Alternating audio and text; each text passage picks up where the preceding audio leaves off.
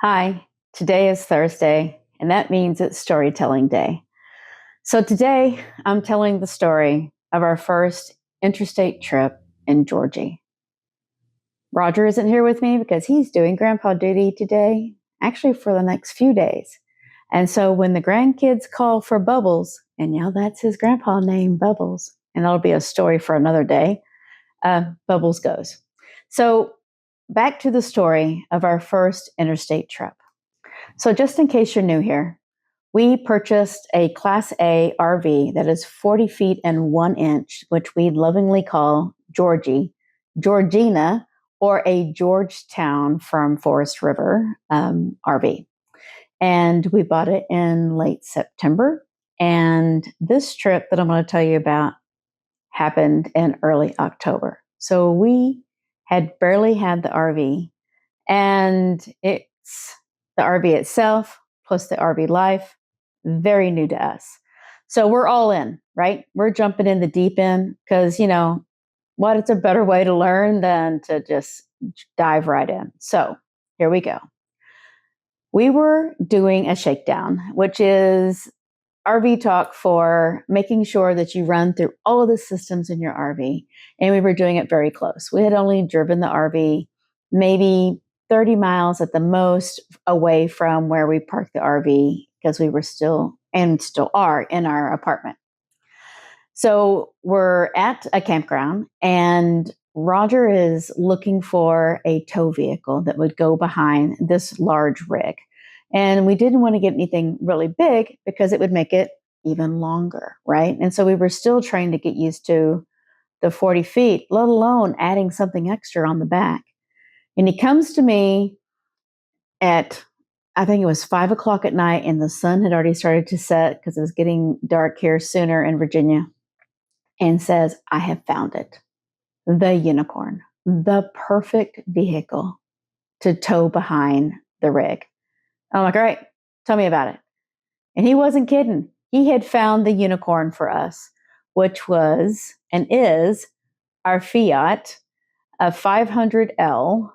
That's a stick shift. It was previously owned by another couple who had already had all of the work done to get it ready to be a tow vehicle. Its resume already had more hours doing RV life than we have. So he says, okay, I think we're going to do it. And it's in Ohio. Ohio? Okay. So when do we have to leave? Tomorrow, he says. All right. So we're going to pack up the RV with Charlotte, and we're just going to leave the state, go through another few states to go to Ohio in early October. And we're going to have no other vehicle but the RV that we're driving. So that means that anything that we do has to be doable in a 40-foot, 1-inch rig. So like many people, we had done a lot of research about the rig, what to do, how to do it. And many people have said, make sure if you're going to take a long trip to plan out your gas and plan out your stops. And that was my first thing. As soon as he said that, I sat down and started saying, okay, we have to do this, this, and this. And we were both on board. And we went to bed that night with a plan.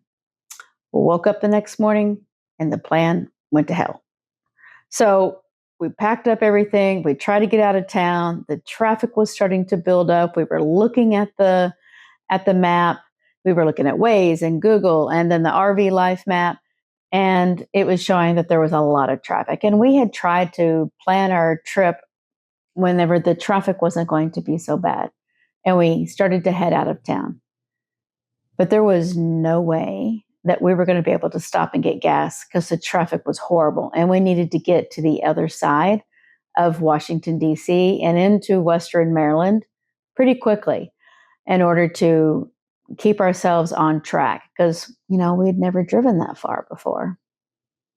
So the first thing we were supposed to do was stop and get gas. We didn't do it. We got straight onto the road. And to be honest, the traffic started to get better as the day went on. And it only took us, maybe 45 minutes to get to the other side of Washington, D.C. And then we hit construction. But it went well. And Rodger was doing a great job driving this very large rig. And I'm going to tell you, this is a true confessions here. I could not sit in the front seat.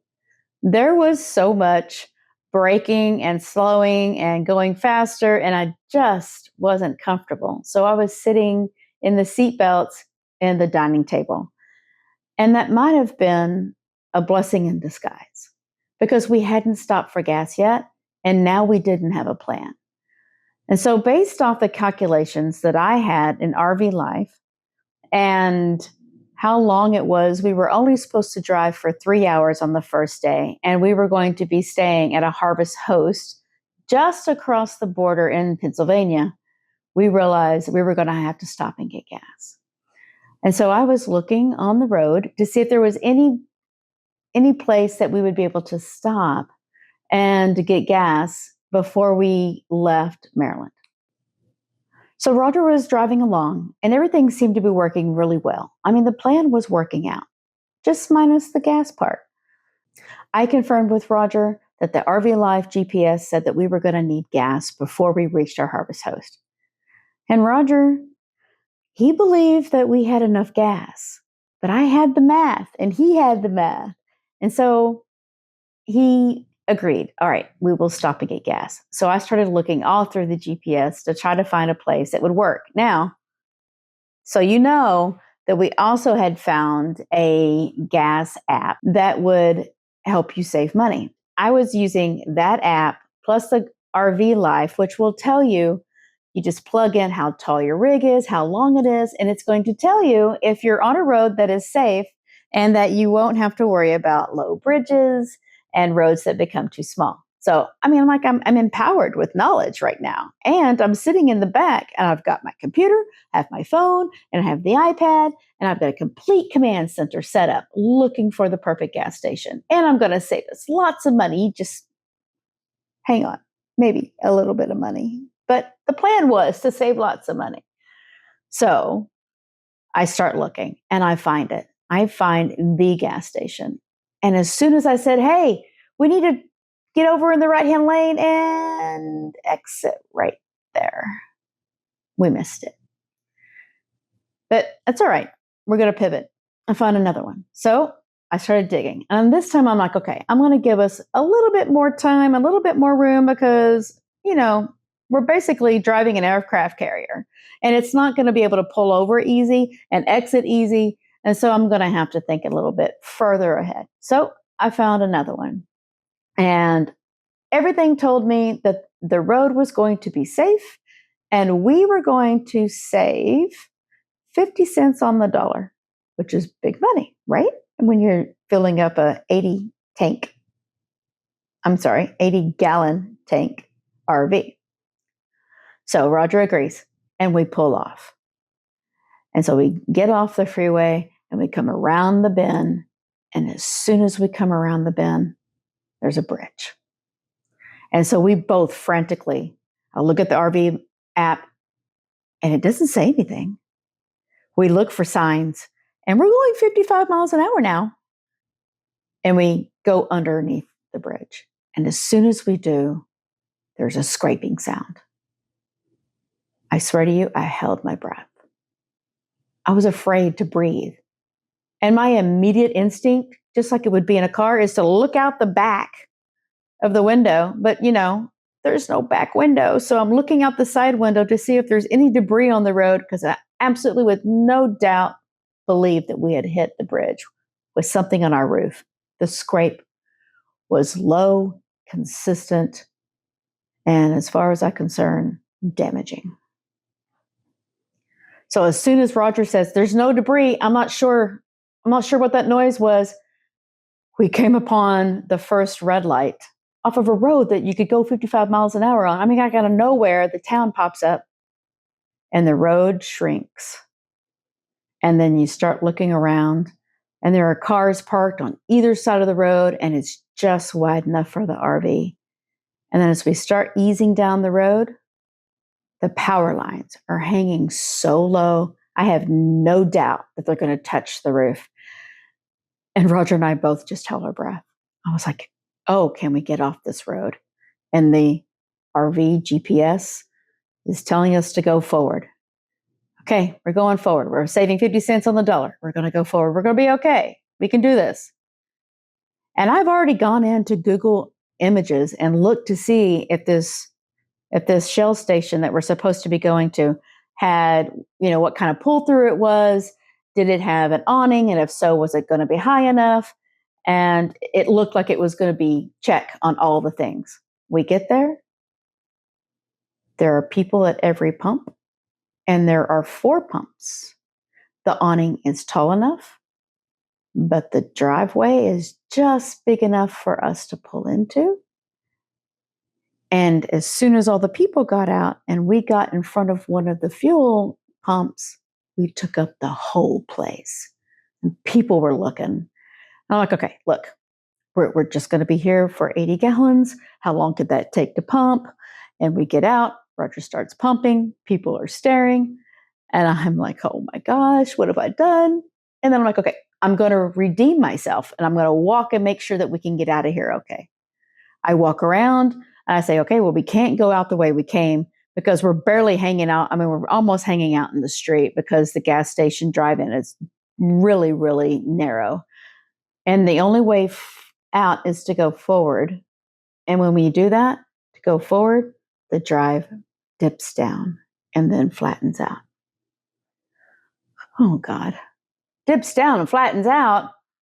Well, we're like this long. And if we dip down, are we going to crack in the center? I mean, I know this is Bugs Bunny math, but still, it was, how are we going to get out of here? So I went back and told Rodger, I said, okay, look, there's a dip. And I think we're going to have to come at it at an angle and just kind of one tire at a time at it. And then maybe we won't scrape the bottom. So we come up with a plan and we go down the drive. And sure enough, scrape. No matter what we had chosen to do, it was going to scrape. And when we looked out the window, there was a big scrape on the drive, as if Zorro had been there. We pull out into the turn lane and we make a right. And everyone is just staring at big old Georgie. And we get back on the road. And the road now is kind of widening up. And it's big enough for so the cars aren't parked on one side now. And so we can continue down the road. And then the next thing the RV Life GPS says, make a right at the next light. And when we get to the next light and we look, it's a farm road that has recently been asphalted with blacktop. So it was probably once just a gravel road. And we go down it. And it is narrow. And as we go down, it gets small and then smaller and then smaller. And I was like, oh, well, this is like somebody's driveway to their house. And then we start passing signs that say, road closed ahead, detour. And I'm like, oh my gosh, there's no place to turn around. There's a ditch on one side, a ditch on another. There are no driveways that you can pull in and pull back out. And even if you did, you're wider than the road is wide. Oh my gosh, what have we done? So we go forward because, well, don't have any other options. As we go forward, the road widens. It merges on with another road.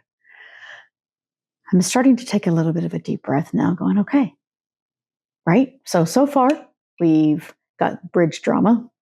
We had a very small gas station, potential road closure ahead somewhere.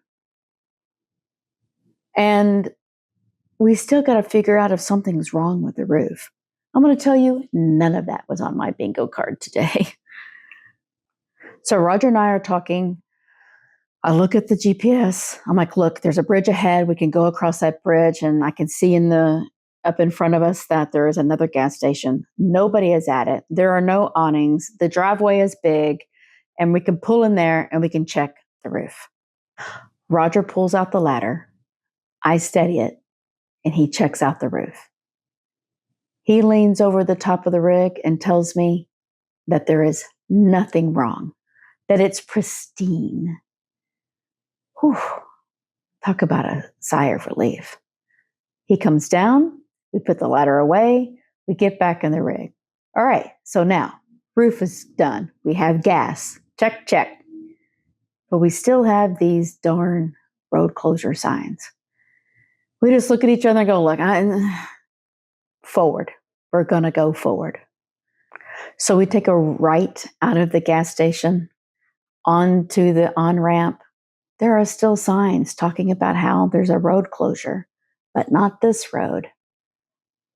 That's when we both realized, finally, the road to Ohio is open.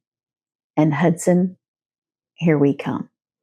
Now, all of this happened within the first hour and 40 minutes that we were on the road. And I'm going to tell you, it was hair-raising. I still haven't sat in the front seat yet.